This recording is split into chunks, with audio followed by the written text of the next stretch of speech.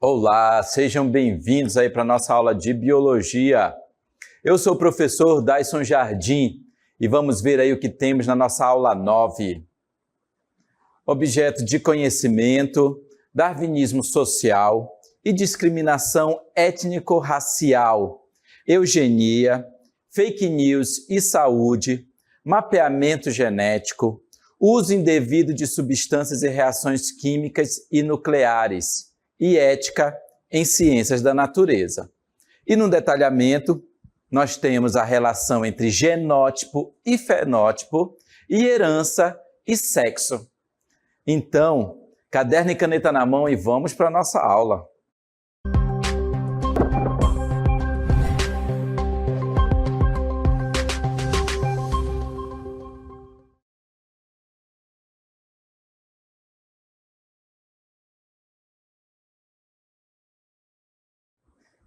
Vejam o que temos aqui na nossa tela, né, para nós começarmos aí essa conversa sobre genótipo e fenótipo. Mas primeiro eu quero que você olhe aí ao seu redor, né, todos os seus familiares, os seus amigos. Vocês encontram diferenças entre si? Na cor da pele, na cor dos olhos, no jeito do cabelo, na cor do cabelo, se é liso, se é crespo. Né? Como é que são essas características, né? Alto, baixo? Pois é, nós ainda estamos aí falando sobre genética, sobre as características hereditárias do indivíduo, aquelas características que vieram lá da fecundação das células, né, masculina e feminina, que após essa fecundação juntaram seu material genético com características do pai, características da mãe. E a partir daí iniciou o desenvolvimento do zigoto, do embrião, do feto, até o momento do nascimento, né, do bebê. E assim nós podemos ver, né, nós conseguimos ali observar e admirar as características daquele bebê lindo que nasceu. E aí que nós vamos começar a estudar e nos aprofundar um pouco mais sobre o genótipo e o fenótipo. Vejam aí.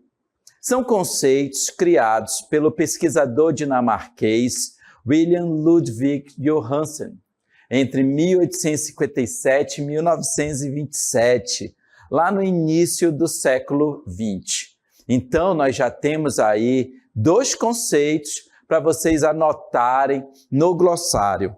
Tá? Eu já sempre quero deixar aí a recomendação para vocês terem uma folha do caderno, né, com um vocabulário desses conceitos. São muitos conceitos da biologia e aí nós temos dois para você anotar, genótipo e fenótipo. Então nós vamos ver cada um deles. Veja aí o genótipo. É um conjunto de genes que são as informações genéticas herdadas dos pais. Ou seja, é composto dos genes maternos e paternos. E aí, quando eu falo desses genes maternos e paternos, né, eles estão lá presentes no cromossomo. Enquanto que nos genes, na célula, né, sexual feminina, né, lá no óvulo, estão 23 cromossomos e neles estão ali distribuídas, né, naqueles genes, as características da mãe. E lá na célula sexual masculina, e aí nós já estamos falando do espermatozoide, tem as características do pai. Quando estes dois, né, vamos aqui ó, fazer um desenho do óvulo, tá? Quando as características genéticas que estão lá dentro no DNA da mãe se juntam naquele momento ali da fecundação com as características, eu vou colocar aqui, ó, do espermatozoide, né? Características do pai, a partir dali, eles vão formar todos esses 23, olha, 23 cromossomos da mãe mais 23 cromossomos do pai, vamos ter ali um total de 46 cromossomos, né? 46 cromossomos neste zigoto, que é ali a primeira célula já, né, denominação após a fecundação. Então, aqui já temos um conjunto de materiais genéticos, né, do pai e da mãe. E é neste momento que se aplica, que nós temos aí o conceito de genótipo, né?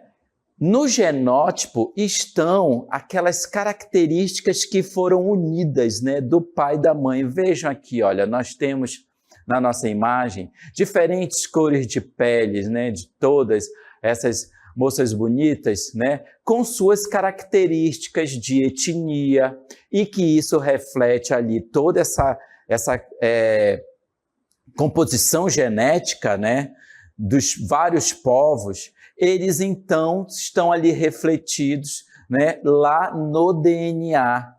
E assim, estas características, elas foram então ali, digamos que, quem era o gene dominante ou recessivo, né? Para a cor dos olhos, qual era a característica que ia ficar predominante, né? Para a cor da pele, para a característica do cabelo, para a altura. Então, sempre tem ali, neste momento, que as características genéticas do pai e da mãe se foram unidas no momento da fecundação, a partir dali já começa a ter esse conjunto de, digamos assim, de cruzamentos, né, lá celular, para que estas características de dominância e recessividade pudessem, então, se configurar naquele indivíduo que estava ali sendo formado. Então, quando nós falamos de genótipo, nós estamos falando de célula, de lá do núcleo da célula,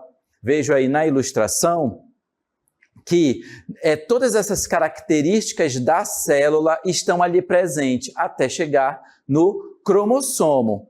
E quando nós falamos do cromossomo, nós estamos falando de uma fita de DNA, uma fita dupla de DNA, que essa fita de DNA, ela vai conter ali no seu interior os genes, que esses genes são representados, estão ali representando as características do indivíduo, tá? E estes genes, né, eles então são comparados, né, eles estão ali naqueles cromossomos homólogos que vão formar os pares de cromossomos, para que então eles possam ter essas características de dominância e recessividade comparadas ali entre si, e assim seja feita uma definição de qual é a característica que vai ser dada para o indivíduo. Então, no genótipo, nós temos ali que é representado pela combinação de alelos ou versões de cada gene, usando letras maiúsculas para os alelos dominantes. Então, toda vez que nós temos uma letra maiúscula, nós já sabemos que estamos falando de dominância, tá? Daquela característica genética, tá? Então, aqui, ó. E quando temos letras minúsculas, tá? Nós estamos falando de recessividade. Então, ó, letras minúsculas. E essas letras podem ser adotadas, né, de diferentes letras, conforme a característica que está sendo tratada ali para aquele exercício, para aquele cruzamento genético, tá? Esses cruzamentos genéticos, eles são feitos nos quadros de Punnett, tá? E assim, todas as características do pai, ficou um quadro um pouco torto, né? Mas todas as características, né, do pai e da mãe são então comparadas. Ó, vamos colocar aqui uma característica que tem uma dominância, porque eu tenho aqui, ó, um alelo dominante, e uma outra comparação aqui de recessividade. E aí é quando eu começo a fazer esses cruzamentos, tá? Esses cruzamentos, ó, azão, azinho, azinho, azinho, azão, azinho, azinho, azinho. Então, eu tenho aqui esses cruzamentos genéticos que você tem que ter em mente que nós estamos nos referindo à dominância e recessividade destas características que estão no genótipo, tá? E aí, tudo isso está ali sendo, naquele momento em que estes alelos estão ali se pareando com as características do indivíduo, já começam a ser definidas para todo o desenvolvimento do embrião, do feto, e ali você vai observar quando o bebê nasce. Você só vai observar quando o bebê nasce. E aí nós já vamos falar de um outro conceito, tá? Que é a expressão desses genes que estão ali. Quem foi que ficou dominante, a característica dominante? Essa expressão do gene, nós vamos ter aí o fenótipo. Quando falamos do fenótipo, ele é o resultado da interação entre os genes, e lá os genes estão no genótipo, e o ambiente. São as características observáveis de um organismo. Então, vamos aqui falar da espécie humana. O bebê nasceu. Naquele momento, você já tem uma expressão de fenótipo, né? Digamos, sem muita interação ali do ambiente, porque ele nem pegou sol, ele nem teve ali a oportunidade de fazer um alisamento do cabelo, né? Mas ele já tem uma expressão do gene, que são as características que foram ali no momento de dominância ou de recessividade e que foi expressa. Então, já dá para saber a cor da pele do bebê, características do cabelo, mais ou menos, né? Você diz assim, os olhos parecem com o pai, o cabelo parece com a mãe. Então, você já começa a definir ali quem teve a dominância daquelas características do bebê.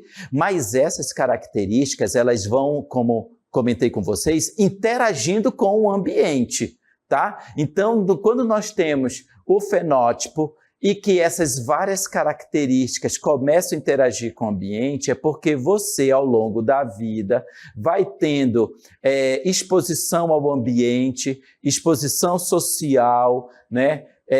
Informações que você vai adotando para a sua vida, por exemplo, e assim você pode ir alterando o fenótipo. Vamos estudar mais sobre o fenótipo, vejam aí. É a expressão gênica, caracterizada pela relação entre o genótipo e o fenótipo, né? Ou seja, todas as características que estão lá no gene, né, nos cromossomos, e que foram definidas ali no momento da fecundação, os cromossomos masculinos e femininos que vão juntar-se, né, nessas características, eles vão determinar o fenótipo. E aí, vocês estão vendo aqui nessa ilustração que nós temos de cores dos olhos. Olhe para você, olhe ao seu redor, e você vai começar a perceber quais são as características dos olhos dos seus familiares, que são mais parecidos entre si, e quando você está nos seus ambientes também social, junto com os seus amigos, você vai perceber maior diferença entre eles. Então, nós temos aqui, né, castanhos, nós temos olhos verdes, olhos pretos, né, sobrancelhas de várias características também, os cílios com várias características, e que todas essas características elas vão interagindo com o ambiente. Por exemplo, quem já teve vontade de usar lentes verdes? Quem já teve vontade de colocar cílios, né? Ali naquele momento que vai para a festa, quem já fez ali um desenho nas sobrancelhas? Então, você está alterando as características genéticas para a expressão fenotípica, né? Esse fenótipo, você vai ali fazer uma alteração nele e quem te observar vai ver outras características que são diferentes daquelas que estão no seu genótipo, na sua característica genética. Essa é a diferença que você tem que montar aí na sua mente, né? Que você tem que compreender sobre o genótipo e o fenótipo, né? Qual é o fenótipo já sendo ali a expressão do gene e interagindo com o ambiente. E quando eu falo ambiente, também com as interações sociais que você tem. Se você nasceu de olhos castanhos, preto-castanhos, e decide colocar lentes de contato verde, quem está te vendo com olhos verdes. Mas isso é o fenótipo. Mas qual é a característica genética real para a cor dos olhos? É o preto-castanho ali que você nasceu, tá? Então, isto é o significado de você ter uma interação com o ambiente que altera a expressão do genótipo, né? Ou seja, você fica com uma característica fenotípica, né? A partir desse resultado de interações que você tem na sua vida, tá? Ainda falando de genótipo, nós vamos agora falar do cabelo. Vejam aí, quando nascemos, podemos nascer com cabelos de cor escuro, aí aqui já tem a dominância, né, das cores escuras, né? Então nós temos o cabelo escuro em relação ao cabelo loiro e ruivo, né? Quanto à característica cor do cabelo. Quanto à linha do cabelo, quando eu falo de linha do cabelo, eu vou aqui fazer um desenho, olha, aqueles assim que tem uma característica de ter já um desenho, entradas no cabelo ou não, né? Já ter ali aquele momento do início do cabelo mais circular.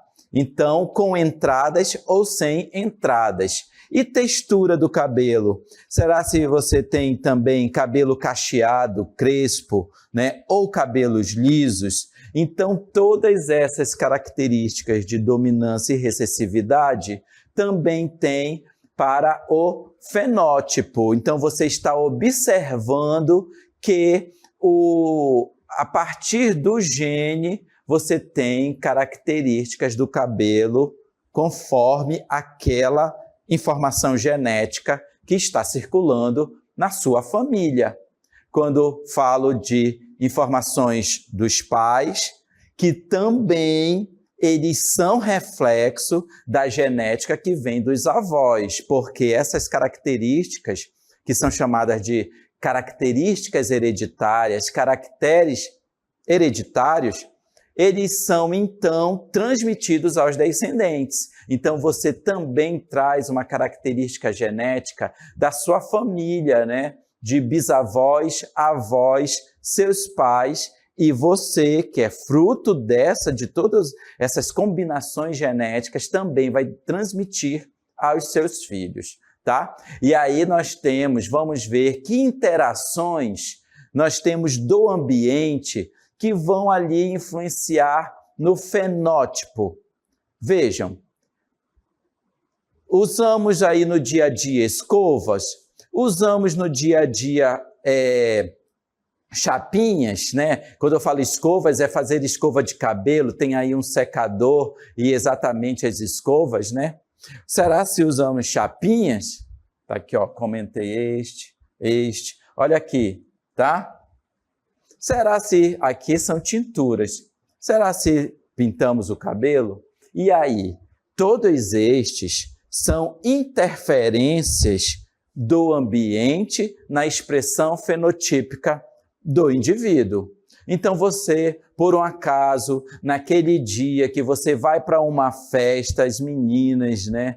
Aí vão lá no salão de beleza, pegam seu cabelo, faz todo um tratamento, vai fazer uma escova. Então, o profissional lá da beleza, né, daquele salão, vai escovar o cabelo das meninas, aquele cabelo vai ficar lisinho, do jeito que ela pediu, que ela queria, para ir para aquele evento social, né? Então você, no seu dia a dia, tem uma característica do cabelo e aí naquele evento social você decidiu, né, alterar essa expressão fenotípica.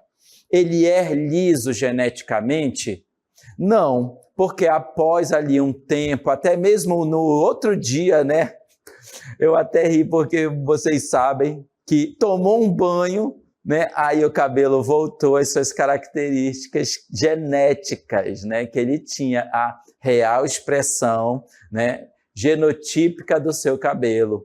E aí, eu posso falar também do meu cabelo, se deixar meu cabelo crescer, ele vai ser crespo. Como eu mantenho ele cortado curto, ele fica com essa cara aqui que tem, né, de não tá parecendo crespo, por exemplo, tá? Então, essas são interações do ambiente que você tem na sua vida. E aí, se você decide mudar, nasceu loira, vamos imaginar a situação, nasceu loira e quer virar morena, lá pintou o cabelo de escuro, né? Você já tomou essa decisão? Nasceu loira e vai ficar morena? Será? Ou nasceu morena e decidiu ficar loira? Então, nós temos aí várias cores, né? Tinturas, né, para que profissionais, né, da beleza ali daquele salão que você frequenta, e aí ele vai alterar essa expressão fenotípica, tá? E assim nós temos essas interações do genótipo com o ambiente e que todos eles foram frutos daqueles alelos dominantes ou alelos recessivos que no momento daqueles alelos homólogos, quando eles são pareados, e assim eles vão começar a ter a definição de dominância e recessividade, embora na dominância de uma característica genética, isso também não significa que a outra característica recessiva ela não saia do genótipo, ela continua, a característica recessiva continua lá na informação genética. Inclusive, essa característica recessiva pode ser expressa nos descendentes. E assim é que nós vamos ter aquela variabilidade genética, a diversidade genética que nós encontramos em todas as espécies de seres vivos. Nós estamos aqui dando exemplos da espécie humana para poder didaticamente facilitar, né, ajudar na compreensão dos conceitos de genótipo e fenótipo, tá? Vamos ver agora os assuntos de herança ligada ao sexo. Quando temos aí que é uma herança genética que está relacionada com os genes que pertencem aos cromossomos sexuais e determinam algumas características ou que podem surgir doenças, vou voltar, algumas características ou doenças que podem surgir em um indivíduo. Então, nós temos aí na ilustração, tudo isso que eu comentei para vocês, né, de que aqui nós já temos dois conceitos de meiose, tá? E aí, na meiose, tanto masculino e feminino, é como são formados as células sexuais masculinas, o espermatozoide e o óvulo feminina, tá? E aí, a partir desse momento da fecundação, já vai ter definido o sexo. Nós já estamos ali de herança ligada ao sexo, que também é uma informação genética, porque os cromossomos sexuais, né, eles estão presentes lá nas células. O homem, ele tem tanto cromossomo X, sexual X, como cromossomo sexual Y, tá? E as mulheres têm apenas cromossomo sexual X. Então, quando um espermatozoide X fecunda um óvulo, então nós temos aqui a definição do sexo feminino, tá? Olha aqui a setinha, ó.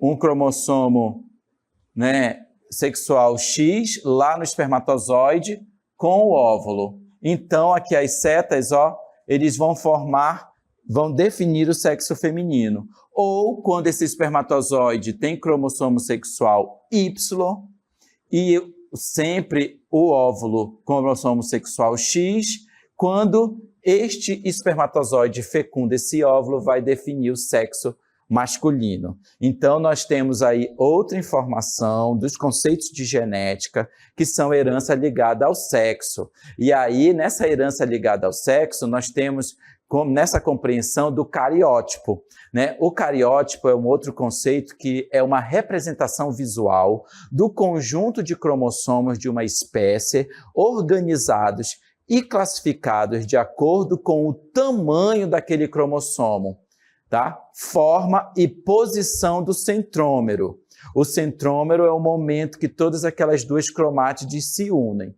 O cariótipo da espécie humana, né, ele tem 23 pares de cromossomos, né, ou 46 cromossomos, unidades de cromossomos, sendo 22 pares de autossomos, que incluem ali todas as características do indivíduo, toda a informação genética do indivíduo, e um par de cromossomo sexual. Então, quando nós estamos nos referindo a pares de cromossomos, nós temos 23 pares que em unidades vão resultar, né, significam 46 cromossomos.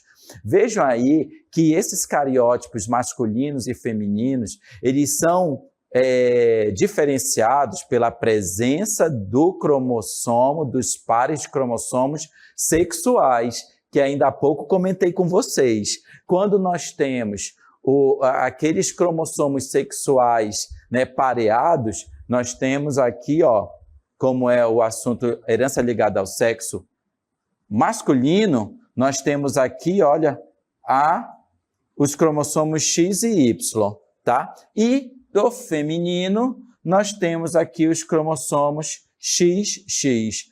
Todos os outros 22 pares de cromossomos, eles possuem as características, né, de genótipo que serão expressas no fenótipo. E aí nós temos também informações a respeito de doenças que estão ligadas ao sexo do indivíduo, porque tem algumas doenças que só são transmitidas entre mulheres e doenças que só são transmitidas entre homens. Uma destas doenças é o daltonismo. Vejam aí que o daltonismo é uma doença também conhecida como discromatopsia, sendo um distúrbio visual que afeta a capacidade de distinguir cores. A principal característica do daltonismo é a dificuldade em diferenciar o vermelho e o verde, e com menos frequência o azul e o amarelo.